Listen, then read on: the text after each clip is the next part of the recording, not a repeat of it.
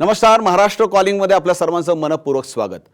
आपल्याला माहिती आहे की गणेशोत्सव मोठ्या धामधूम उत्साहपूर्ण वातावरणात संपूर्ण राज्यामध्ये सुरू आहे आणि त्या अनुषंगानं आजच्या महाराष्ट्र कॉलिंगचा आपला आजचा विषय आहे साम इको बाप्पा. गणेशोत्सव म्हटल्यानंतर उत्साह आनंद तर दरवर्षी असतो, पण या उत्साह आनंदाबरोबरच यावर्षी त्याला ज्या कोरोनाची असणारी किनार आहे ती देखील अत्यंत महत्त्वपूर्ण होती आणि त्या अनुषंगानं यावर्षीच्या उत्सवामध्ये संयम आणि त्याच्या जोडीला असणारा उत्साह असा द्विगुणित असणार आनंद आपण आत्तापर्यंत व्यक्त करतो आलोत. आत्तापर्यंतचा गणेशोत्सव मध्यापर्यंत येऊन पोहोचला आहे आणि हा वर्षीचा गणेशोत्सव शासकीय नियमास अनुसरून पर्यावरणपूरक कशा पद्धतीने साजरा केला जातोय याविषयी आपण आजच्या साम इको बाप्पा या चर्चेमध्ये विशेषतः विस्तृत चर्चा करणार आहोत. आपल्याबरोबर आहेत महाराष्ट्र प्रदूषण नियंत्रण मंडळाचे जलप्रदूषण नियंत्रण विभागाचे सहसंचालक डॉक्टर यशवंत सोनटक्के आणि ठाण्याच्या समर्थ भारत व्यासपीठ नावाची जी संस्था आहे ज्या माध्यमातून पर्यावरणपूरक गणेशोत्सवाकरता दरवर्षी मोठ्या प्रमाणात ते काम करतात, तेथे त्या ठिकाणचे असणारे प्रतिनिधी आपल्याबरोबर आहेत. त्यांचं नाव आहे भटू सावंत. दोघांचं मनपूर्वक स्वागत. सोनटके साहेब, मुळामध्ये यावर्षीचा जो गणेशोत्सव होता त्याला वेगळ्या पद्धतीने आपण सामोरं गेलं आणि गेल्यानंतर असं आपल्या लक्षात आलं की जेव्हा एखादा बदल आपल्याला स्वीकारावा लागतो आणि तो बदल स्वीकारत असताना जी मानसिकता आपल्याला दाखवावी लागते, एक सकारात्मक परिवर्तन करावं लागतं, ते परिवर्तन यावर्षीच्या गणेशोत्सवामध्ये मोठ्या प्रमाणात होतं आहे आणि ते परिवर्तन आहे पर्यावरणपूरक गणेशोत्सव साजरा करण्याच्या पद्धतीमध्ये. म्हणून यावर्षीच्या गणेशोत्सवाकडे आपण करोनाची असणारी किनार आणि त्याच्या जोडीने साजरा केला जात असलेला गणेश उत्सव याविषयी थोडक्यात काय सांगाल? खरं म्हणजे यावर्षीचा गणेशोत्सव हा एक वेगळ्या पद्धतीचा गणेशोत्सव आहे. कारण आपण निसर्गाच्या सोबत जेव्हा जाण्याचा प्रयत्न करतो त्यावेळेला निसर्गाने सुद्धा आपल्यावर कधी कधी मात केलेली आहे. जसे आता वाईट परिस्थिती आता निर्माण झालेली आहे की करोना हा जो एक आजार आलेला आहे किंवा एक व्याधी आलेली आहे, हे एक संकट आहे आपल्यावर, एक मानवी संस्कृतीवरचं संकट आहे. आणि ह्या संकटाचं मूळ कारण म्हणजे आपण निसर्गावर वारंवार करत आलेला आघात आहे. आणि या आघातालाच म्हणून की काय की माणूस आता परत पर्यावरणाकडे जाण्याचा प्रयत्न करतोय, निसर्गाच्या समरूप जाण्याचा प्रयत्न करतो, निसर्गाच्या जवळ जाण्याचा प्रयत्न करतोय. आणि त्याला निसर्गाच्या जवळ जाण्यासाठी म्हणूनच की काय असे आपले जे आता गणेश उत्सवासारखे सण आपण जे साजरे करतो आहोत तर ते जास्तीत जास्त पर्यावरणपूरक कसे व्हावेत, पर्यावरणाला बाधक न होता साधक कसे व्हावेत, या दृष्टीनं आपण जास्तीत जास्त प्रयत्न करत आहोत. आणि त्या दृष्टीनंच आजच्या आपण या विविध माध्यमामार्फत आपण लोकांना संदेश देत आहोत की हा गणेशोत्सव आपल्याला निसर्गाच्या जवळ जाऊन, निसर्गाच्या समीप जाऊन आणि निसर्गाच्याच सानिध्यात आपल्याला साजरा करावा लागणार आहे. अगदी बरोबर आहे. आपण म्हणलात ती गोष्ट खरी आहे. त्याच अनुषंगानं समर्थ भारत व्यासपीठ नावाची ठाण्यामधली जी संस्था आहे त्याचे प्रतिनिधी भटू सावंत आपल्याबरोबर आहेत. भटूजी, गेल्या अनेक वर्षापासून पर्यावरणपूरक गणेशोत्सवाबरोबरच आपण निर्माल्याच्या दृष्टिकोनातून महत्त्वपूर्ण काम करत आहे. हा एक मोठा आदर्श संपूर्ण राज्याला आपण घालून दिला आहे. त्याविषयी आम्हाला सांगा की कशा पद्धतीने आपण काम करता आणि एकूण वर्षभरच आपलं हे काम सुरू असतं, काय सांगता येईल? बिलकुल. खरं तर निर्माल्य व्यवस्थापनाचा जो उपक्रम ठाणे शहरात चालतो त्याला खरं यश जे आहे ते ठाणे महानगरपालिका प्रदूषण नियंत्रण कक्ष आणि समर्थ भारत व्यासपीठ आणि त्याचबरोबर त्याला मिळालेला लोकसहभाग यांच्या एकत्रित प्रयत्नातून हे साध्य झालेले आहे.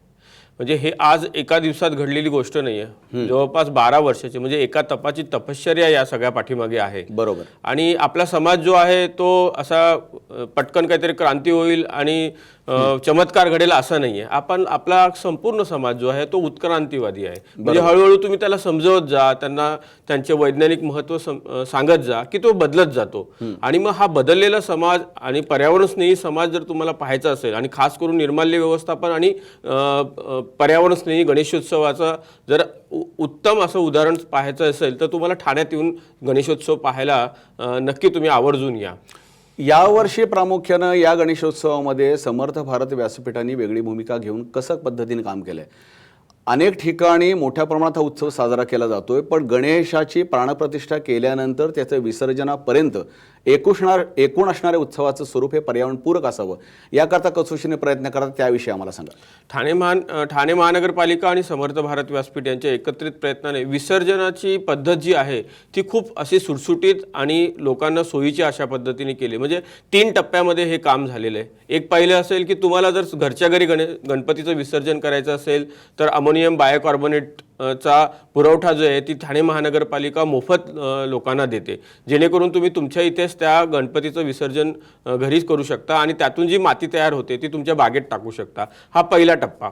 दुसरा टप्पा असा आहे की गणेश मूर्ती स्वीकार केंद्र महापालिकेने जवळपास 20 ठिकाणी उभी केलेली आहेत.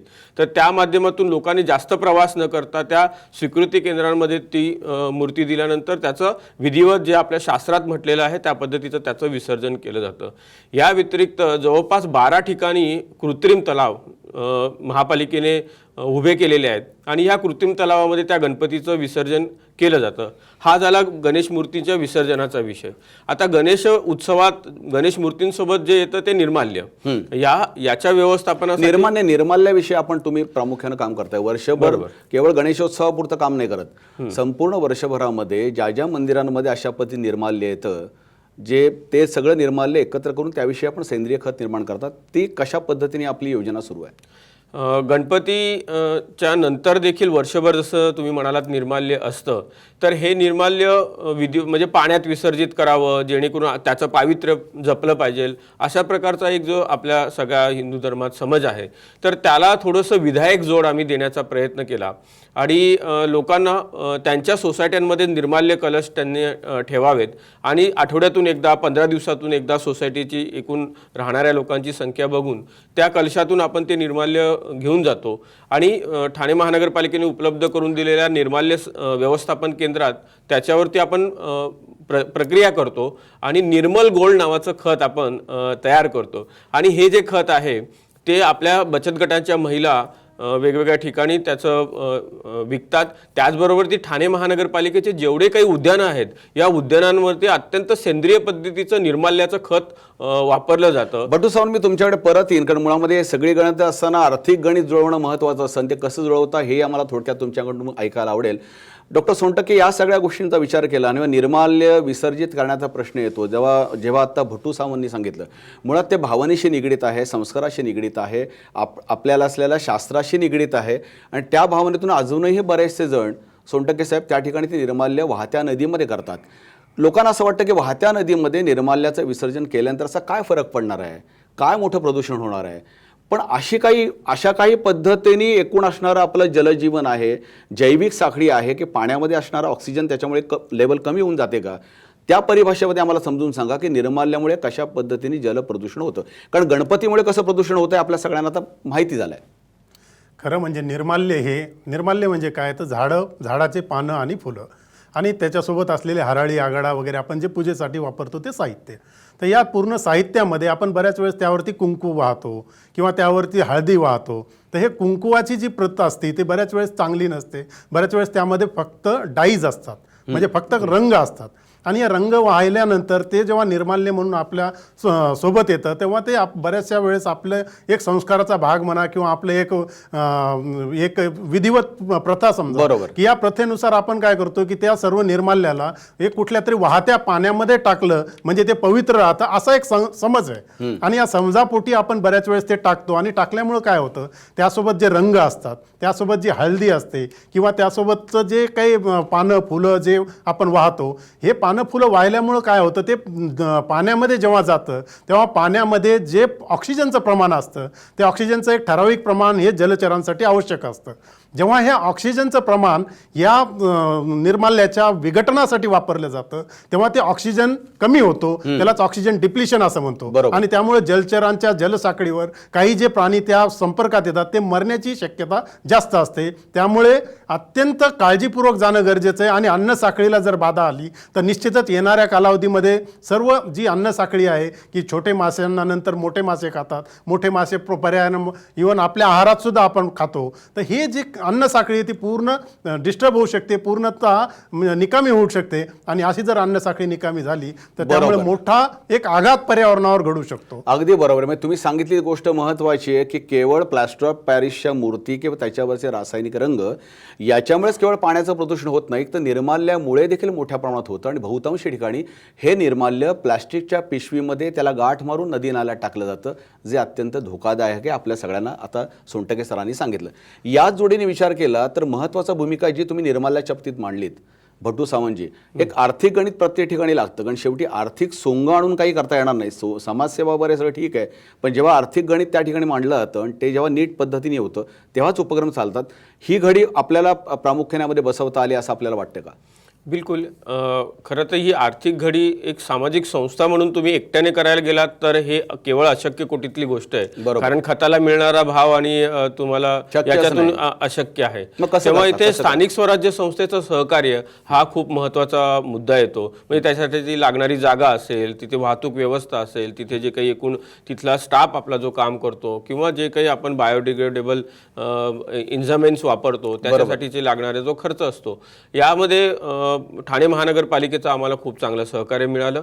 त्याच्यामुळे जागेचा प्रश्न सुटला, थोड्याफार प्रमाणात प्रवास खर्चाचा विषय त्यांच्यामुळे सुटला आणि हा आधार मिळाल्यामुळे आपण हा प्रकल्प गेली 12 वर्ष आपण तो अत्यंत यशस्वी 12 वर्ष आपण समर्थपणे चालवतो आणि आर्थिक गणितामध्ये कुठे आजपर्यंत अडचण आलेली नाही. म्हणजे आपल्या उदाहरणातून महाराष्ट्रातल्या इतर नगर परिषदा, महानगरपालिका, ग्रामपंचायती हे अशा पद्धतीने तारतम्य बाळगून हे करू शकतात. बिलकुल बिलकुल. अगदी परवा अगदी नाशिकचा जो कुंभमेळा झाला त्याच्यामध्ये देखील ठाण्याचा हा निर्माल्य व्यवस्थापनाचा प्रकल्प पुन्हा एकदा त्याला म्हणजे स्वतः तिथल्या यांनी वापरला. उज्जैनच्या कुंभमेळ्यात देखील मार्गदर्शन करण्यासाठी आम्हाला तिथे प्राचारण करण्यात आलेले आणि हा खरं तर आमचा गौरव आहे की एक विषय घेतल्यानंतर तो यशस्वीपणे संपूर्ण देशभर राबवण्यासाठीचं एक मॉडेल या निमित्ताने तयार झालं.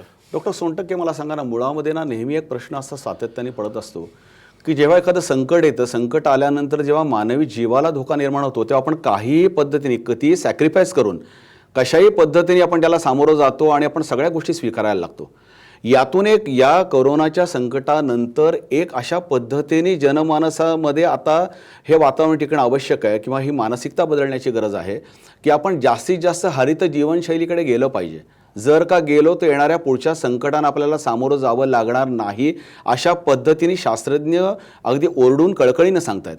तर हा जो बदल आहे अपेक्षित, हा कितपत या कोरोनाच्या संकटानंतर लोक स्वीकारतील, पर्यावरणपूरक गणेशोत्सव साजरा करतील असं डॉक्टर सोनटक्के तुम्हाला वाटतं? निश्चितच. कारण आपल्याला मी सुरुवातीलाच बोललो की पर्यावरणाकडे आपल्याला म्हणजे जे निसर्गाकडे आपल्याला परत जावं लागणार आहे. आणि निसर्गाकडे परत जाणं म्हणजे काय, कृत्रिम गोष्टी ज्या ज्या काही आहेत त्या गोष्टींचा आपल्या आयुष्यातून एक हद्द पार करणं, कृत्रिम गोष्टींना हद्द पार करणे.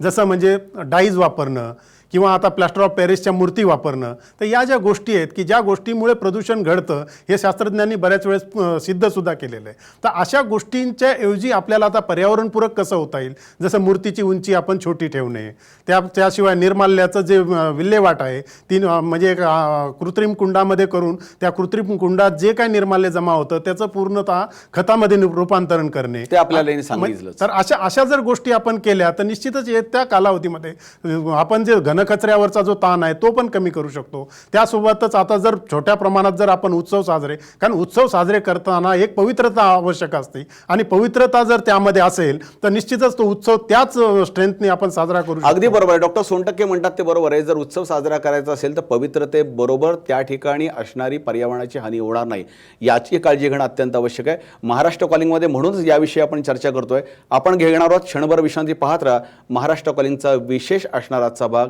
साम इको बाप्पा.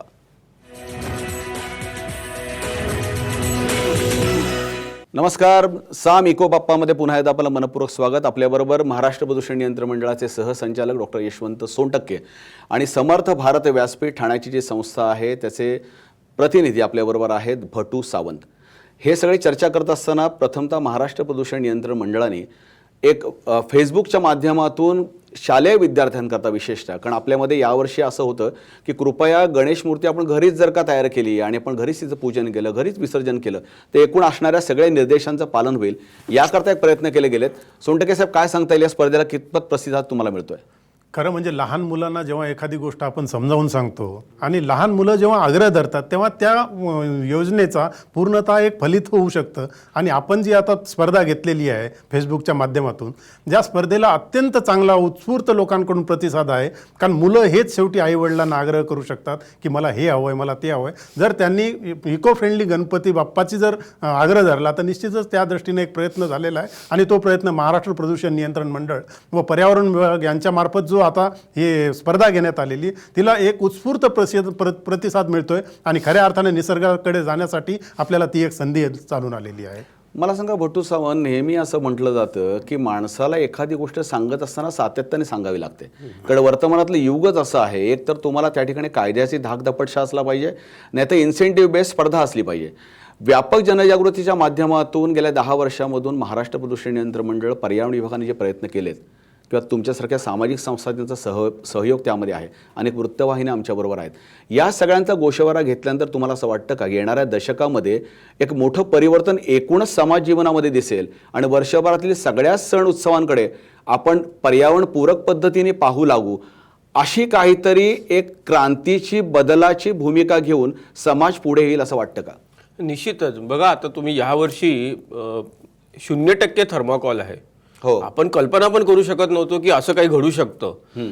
0% थर्माकॉल आहे. त्यानंतर डेकोरेशनमध्ये जे प्लास्टिकची मणी आणि हे सगळं वापरलं जातं त्याचंही प्रमाण जवळपास 99% पर्यंत कमी झालेलं आहे. शेवटी आपला समाज धार्मिक भोळा आहे, तो हळूहळू समजून आता MPCB किती जोराने प्रयत्न करते, त्याला आता यश मिळतं आहे, किंवा स्थानिक स्तरावरती, राज्य स्तरावरती, केंद्र स्तरावरती देखील प्रयत्न चालत आहेत, त्याला चांगलं यश मिळतंय. इव्हन आता आपण जे काही निर्माल्यापासून खत बनवत होतो ते 10-10 किलोच्या बॅग घेऊन आपण गणेशोत्सव मंडळाच्या अध्यक्ष आणि सेक्रेटरींना बोलून त्यांना ते देत होतो. बाबा तुम्ही आम्हाला निर्माल्य दिलं, त्याच्या बदल्यात हे खत घ्या, याच्यातून आणखीन फुलं निर्माण होतील. तर हे असं एक चांगलं सिनर्जी निर्माण झालेली आहे आणि मला निश्चितच खात्री आहे की पुढचा जो गणेशोत्सव असेल तो लोकमान्य टिळकांना अभिप्रेत असाच होणार. लोकमान्य टिळकांना अभिप्रेत असणारच गणेशोत्सव अपेक्षित होता, कारण त्यांना असं वाटलं की स्वातंत्र्य चळवळी करता खऱ्या अर्थाने लोक जीवनाला चालना द्यायची असेल, एक खऱ्या अर्थाने मोठं युद्ध लोकतांत्रिक स्वरूपात स्वीकारायचं असेल तर आपल्याला सार्वजनिक गणेशोत्सवाची मुहूर्तमेढ रोवली पाहिजे. आता काळ बदलला आहे, आता आपल्याला एकत्र येऊन हे सांगावं लागतं की आपण आता पर्यावरणपूरक जीवनशैलीकडे चला. पण हे होत असताना अशा उत्सवाच्या माध्यमातून एखादा तरी पर्यावरण रक्षणाचा आपण संकल्प करावा, असे सोनटक्के साहेब नेहमी विनंती सगळेजण करत असतात, राज्य शासन करत असतं, पर्यावरण विभाग करत असतो. काय सांगता येईल, असा एखादा संकल्प उत्सवाच्या निमित्तानं, बाप्पाच्या निमित्तानं करावा का आणि तो दर पूर्ण वर्षभर पाळावा का? साधारणतः उदाहरण द्यायचं झालं तर प्लास्टिक पिशवी वापरू नका, काय सांगता येईल? निश्चितच, कारण आता थर्माकोल आणि प्लास्टिकवरती आपण डेकोरेशनमध्ये बंदी घातली, जसं आत्ताच आपण चर्चा केली. खऱ्या अर्थाने एक हा म्हणजे लोकांना हवं आहे, पर्यावरणपूरकता हवी आहे, पण त्यांना पर्याय सापडत नव्हता. पण आपण तो पर्याय महाराष्ट्र प्रदूषण नियंत्रण मंडळ यांच्या मार्फत जी आपण मोहीम हाती घेतली, त्या मोहिमेतून आपण लोकांना दाखवून दिलं की झाडाच्या फुलापासून किंवा पानापासून सुंदर मखर बनवता येतो किंवा लाकडापासून सुंदर मखर बनवता येतात. तर त्या प्लास्टिक आणि थर्माकोल आपोआपच बाहेर निघून गेला. लोकांना हवं आहे, फक्त त्यांना काही काही गोष्टीबद्दल समज नसते किंवा त्यांना उमजत नाही की नेमकं काय करावं, पर्यावरणपूरक म्हणजे नेमकं काय. तर ती आपण जी त्यांना माहिती दिली आणि आपण जो त्यांना जो मार्गदर्शनाचा जो एक विडा उचलला आणि या विड्यातून जे आपण महप्र नियंत्रण मंडळाच्या माध्यमातून तसेच पर्यावरण विभागाच्या सहकार्याने आपण जे हे काम करू शकलो की जेणेकरून लोकांपर्यंत पर्यावरणपूरकता नेमकी काय असते आणि तिला नेमकं कशा पद्धतीने पुढे घेऊन जावं लागतं, जसं आवाजाचं प्रदूषण कमी करावं. डॉक्टर सोनटक्के, मला महत्त्वाचं तुम्हाला तेच विचारायचं आहे की लोकांना ना, आता मला असं वाटतं या सगळ्या गोष्टींमध्ये सर्वसामान्य माणसाला हा प्रश्न पडलेला असतो की बाबा ग्लोबल वॉर्मिंग होतं किंवा हे प्रदूषण होतं, पर्यावरण किंवा एकूण असणारा हवामान बदल जो होतो, ह्याला मी काय करणार, मी एकटा काय करू शकतो? माझ्या व्यक्तिगत जीवनापासून, माझ्या उंबरठ्यापासून, माझ्या स्वतःपासून, माझ्या कुटुंबापासून जर का मी असे काही प्रयत्न केले तर असा बदल मोठ्या प्रमाणात होईल आणि एकूण असणाऱ्या ग्लोबल वॉर्मिंग, बदलत्या पर्यावरणाचा जो ऱ्हास होतोय त्याला आपण काही प्रमाणात रोखू शकू असं वाटतं का? असा आत्मविश्वास आपण लोकांना देऊ शकतो का? सोनटक्के, काय सांगता येईल? निश्चितच आपण तसा आत्मविश्वास देऊ शकतो, कारण आज घरोघरी बसणारे गणपती जर आपण गणपती सोडून सांगा, गणपती सोडून जर संपूर्ण वर्षभरात आपण काय करू शकतो? संपूर्ण वर्षभराचा जर विचार केला तर दिवाळी, दसरा असे बरेचसे सण आहेत आणि ज्या सणामध्ये आपण हे घडवून आणलेलं आहे की आपण छोट्या छोट्या म्हणजे शाळेय विद्यार्थ्यांना एक शपथ दिली होती की त्यांनी फटाके वाजवू नयेत किंवा ज्यामुळे आवाज होतो आणि आवाजाचं आणि हवेचं प्रदूषण होतं, तर असे फटाके त्यांनी वाजवू नये अशा पद्धतीचं लोकांना आणि मुलांना समजावून सांगितल्यानंतर मुलंच हे आईवडिलाकडे आग्रह धरतात की मला फटाके हवेत. जर त्यांनी आग्रह नाही धरला तर घराघरातून जर ही क्रांती घडून आली तर निश्चितच आपण आज 2-3 वर्षापासून पाहतो आहोत की लोक फटाकेचं प्रमाण कमी झालेलं आहे, हवेचं प्रदूषण कमी झालेलं आहे. तसेच आता बाकीचे सण जे येतात, दिवाळी, दसरा किंवा होळीचा सण आहे की ज्यामध्ये इको फ्रेंडली कलर्सचा अंतर्भाव जास्तीत जास्त होताना दिसतो. लोकही आता पळसाच्या पानापासून किंवा हिरडा वगैरे या झाडांपासून बनवलेले जे छोटे छोटे जे रंगकाम आहे तर ते रंगकाम सुद्धा आता त्यामधून करून लागलेले आहेत. म्हणजे हा बदल घडतोय आणि हा बदल घडून येण्यासाठी आपणही त्यांना जास्तीत जास्त मार्गदर्शन करतो आहोत आणि लोकांना अगदी बरोबर सोनटके साहेब जे म्हणतात उत्सवांच्या पलीकडे, भटू सावंतजी उत्सवांच्या पलीकडे जाऊन दैनंदिन जीवनामध्ये आपण पर्यावरणाची काळजी कशी घेऊ शकतो, काय उदाहरणं सांगता येतील का? खूप सारखी उदाहरण सांगता येईल. मुळे सगळ्यात महत्वाची गोष्ट म्हणजे कचरा व्यवस्थापन हा सगळ्या कळीचा मुद्दा आहे. कारण कुठलीही गोष्ट कचरा नसतो जोपर्यंत तो कचऱ्याच्या डब्यात जात नाही तोपर्यंत. तर त्याच्या अगोदर तर त्याचं जर व्यवस्थापन केलं म्हणजे विलगीकरण घरच्या घरी केलं, म्हणजे त्याचं जर वर्गीकरण केलं तर प्रत्येक गोष्ट म्हणजे प्लास्टिक पासून प्लास्टिक तयार होईल, काचेपासून काच तयार होईल, हा एक विषय आहे. म्हणजे ओला कचरा आणि सुका कचरा वेगवेगळ्या करणं हा एक प्लास्टिक पासून ऑइल निर्माण होतं, त्याच्यातून अनेक फर्नेसिंग इंडस्ट्री चालू शकतात, आपले फॉरेन एक्सचेंज त्याच्यामुळे वाचू शकतं. दुसरी एक मेडिकल वेस्टचा जो आता आपण मोठा विषय आहे म्हणजे सॅनिटरी पॅड्स आणि नॅपकिन सारखं वेगळं लाल मार्क करून पाठवणं जेणेकरून आपले सफाई कामगारांचं आयुष्य त्याच्यामध्ये, तर ते एक आपण वेगळं पाणी वाचवासारखा जो विषय असतो, रेन वॉटर हार्वेस्टिंग सारखे जे विषय असतात किंवा कापडी पिशवीचा मोठ्या प्रमाणात वापर करणं अत्यंत आवश्यक असं वाटतं आपल्याला. बिलकुल. तर असं ह्या सगळ्या गोष्टी आपल्याला मला असं वाटतं करण्याची आवश्यकता आहे आणि ते जर झालं तर शहर पण काही मोजक्या वाक्यांमध्ये सांगा, या कार्यक्रमाच्या निमित्ताने आपण सर्वसामान्य लोकांना, नागरिकांना, सामाजिक संस्थांना काय आवाहन कराल? नागरिकांना आणि सामाजिक संस्थांना मी असं आवाहन करेन की महाराष्ट्र प्रदूषण नियंत्रण कक्ष असू दे, राज्य शासन असू दे, कोणी असू दे, यांनी ज्या काही जाहिराती केलेल्या असतात किंवा जे सांगितलेलं असतं ना ते आता मुळात गांभीर्याने ऐकण्याची आता मुलांनी लोकांनी सवय लावली पाहिजे. अनेक वेळा काय होतं की प्रसिद्धीतली एखादी गोष्ट सांगितली, बॅनर लावले, टीव्हीवरती दाखवलं तर लोक एका कानाने ऐकून दुसऱ्या कानाने सोडून, तर त्याच्याऐवजी ते आपण जबाबदार कर्तव्यदक्ष नागरिक म्हणून, भारतीय नागरिक म्हणून, या जननी भूमीवर प्रेम करणारा नागरिक म्हणून याच्याकडे पाहिलं पाहिजे. डॉक्टर सोनटक्के, काय थोडक्यात सांगता येईल या कार्यक्रमाच्या निमित्ताने पण काय लोकांना आवाहन कराल? सर्वप्रथम म्हणजे सर्वसामान्य माणूस जोपर्यंत या क्रांतीमध्ये स्वतः सहभागी होत नाही तोपर्यंत ही क्रांती घडणं शक्य नसतं. त्यासाठी त्यांना हवं असतं ते मार्गदर्शन, आणि पूरक मार्गदर्शन केल्यामुळे आता घनकचरा व्यवस्थापन बऱ्यापैकी चांगल्या पद्धतीनं चालू आहे. प्रत्येकाने जर विचार केला की मी गाडीचा वापर कमी करेल, आपोआप इंधनाचा वापर कमी होईल, हवा प्रदूषणाचं प्रमाण कमी होईल.